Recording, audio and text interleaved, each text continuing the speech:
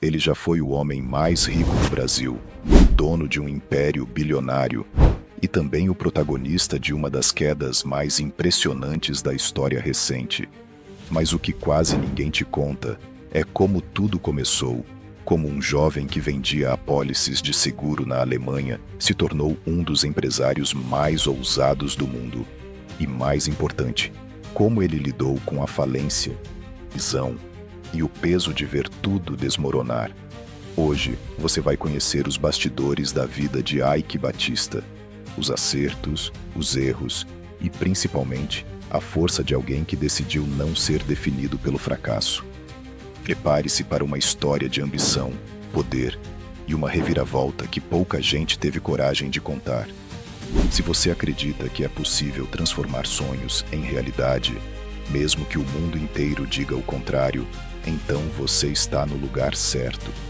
Aqui, a gente conta histórias reais de quem chegou lá, não por sorte, mas por visão, coragem e persistência.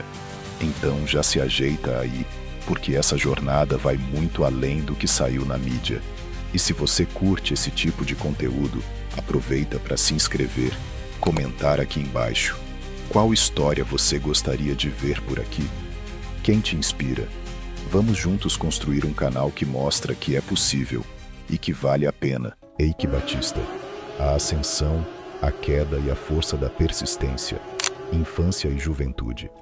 Antes dos bilhões, antes dos holofotes, havia um garoto mineiro com uma vida longe do comum. Eike Furken nasceu em 1956, em Governador Valadares, mas não ficou muito tempo por lá.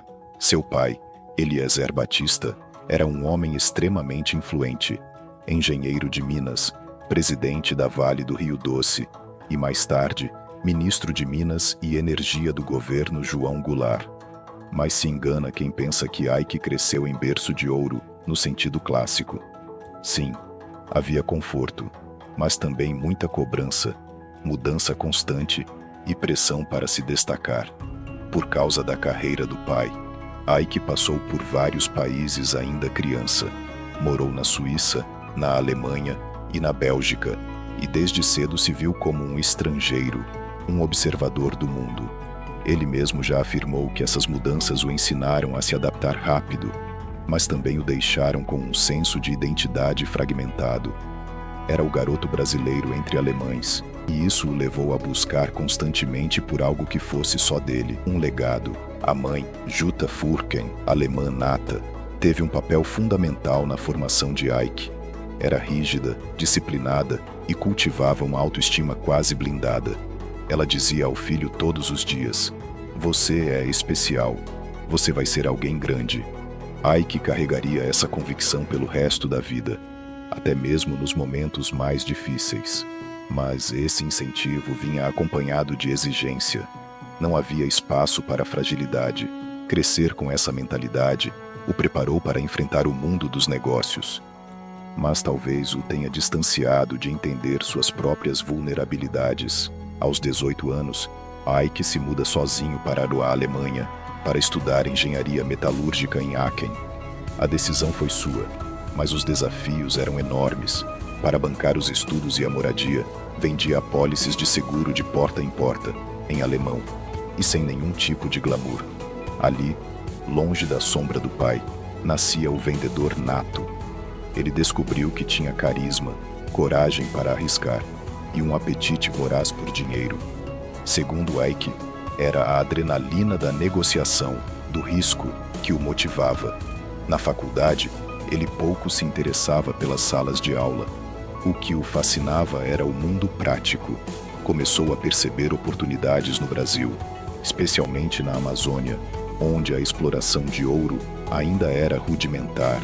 Ele enxergava onde ninguém via. Foi ali que nasceu o Eike visionário, um jovem que ainda não tinha fortuna, mas já carregava uma convicção quase inabalável de que seria um dos maiores empresários do mundo. Início da carreira empresarial. De volta ao Brasil, ainda nos anos 1090, Eike tinha apenas 21 anos, mas a cabeça já funcionava como a de um grande executivo. Ele sabia que o país tinha riquezas naturais quase infinitas e que pouca gente sabia explorá-las de forma eficiente. Ike não queria emprego, ele queria oportunidade e encontrou no ouro seu ponto de partida. Nessa época, o garimpo ainda era extremamente precário e os métodos de extração pouco eficazes. Ele via um cenário caótico, mas o que ele realmente enxergava era uma mina de possibilidades. Fundou a Altran Auren, sua primeira empresa, focada em compra e venda de ouro. Mas não foi só um negócio de escritório. Ike foi até o coração da Amazônia.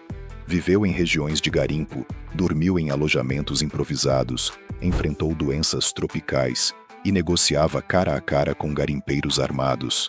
Ele não mandava de longe, ele colocava a bota na lama. Inovação no meio do caos. Ike fez o que ninguém estava fazendo na época. Levou tecnologia para o garimpo, automatizou processos, trouxe máquinas de mineração e aumentou exponencialmente a produtividade. Era o início de um modelo que ele repetiria muitas vezes ao longo da vida. Pegar algo desorganizado, aplicar escala e vender a imagem de um império. Em apenas 18 meses, Ike acumulou seu primeiro $1 milhão. Na verdade, 6 milhões. Não por herança, não por sorte, mas por uma visão que poucos tinham e uma coragem que quase ninguém teria. O mais curioso é que Ike ainda era muito jovem, mas já falava como um grande executivo. Ele estudava comportamento de grandes empresários internacionais, lia livros sobre poder, influência e modelava seus ídolos, como Rockefeller e Onassis. O negócio com ouro foi só o primeiro. Ele começou a pensar em criar um grupo, com diferentes braços, diferentes mercados, tudo muito maior do que qualquer jovem de 21 anos normalmente planeja. Foi nesse momento que Ike começou a se aproximar do mercado canadense e internacional. Ele sabia que para crescer, precisava de capital externo e de credibilidade no mundo dos negócios globalizados. Esse pensamento estratégico de longo prazo foi o que o levou anos depois a fundar a TVX Gold, no Canadá. Mas tudo começou ali, com um jovem negociando ouro no meio da floresta, sonhando com Wall Street. A queda, o império que parecia indestrutível, começou a ruir. A OGX, carro-chefe do grupo, prometia bilhões em petróleo, mas as reservas eram menores do que anunciado. Os investidores correram, as ações despencaram, os projetos estagnaram.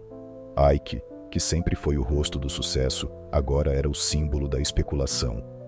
Em meses, seu patrimônio virou pó. De bilionário, virou devedor. De estrela, virou alvo. Em 2017, Ike foi preso, acusado de corrupção, lavagem de dinheiro e associação criminosa. Ele confessou ter pago propina ao ex-governador do Rio, Sérgio Cabral. Era a cena que ninguém imaginava, Ike, algemado em um camburão. Mas o mais curioso, ele enfrentou tudo sem fugir. Voltou dos Estados Unidos voluntariamente e disse: "Quero responder pelos meus atos." Um gesto raro, especialmente vindo de alguém que conhecia tão bem os bastidores do poder. O recomeço. Após cumprir pena, Ike foi para o fundo do poço e ali decidiu cavar um novo caminho. Longe dos holofotes, começou a escrever, dar palestras, se reconectar com a ideia de propósito. Em 2022, assumiu um novo papel, o de mentor. Começou a falar publicamente sobre seus erros, sobre vaidade, sobre ilusão de controle. Disse em entrevistas que precisava fracassar para entender quem ele realmente era. E o mais incrível, ele ainda acredita, ainda sonha, ainda quer reconstruir.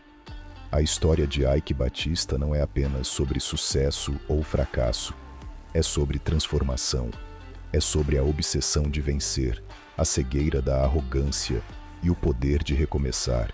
Ele mostrou que ter tudo não te garante nada, mas perder tudo pode te dar tudo de volta, inclusive a si mesmo. Ike nos ensina que não existe final, só capítulos, e que o maior patrimônio de uma pessoa não está no banco, e sim dentro dela. Essa foi a jornada de Ike Batista, cheia de brilhos, sombras e lições. Se você chegou até aqui, talvez tenha percebido que os sonhos mais ousados vêm acompanhados dos desafios mais duros. E aí, qual é o seu império? O que você está construindo, errando, aprendendo? Se essa história te tocou, se inscreve no canal para não perder as próximas. E me conta aqui nos comentários. Qual nome você quer ver no próximo episódio?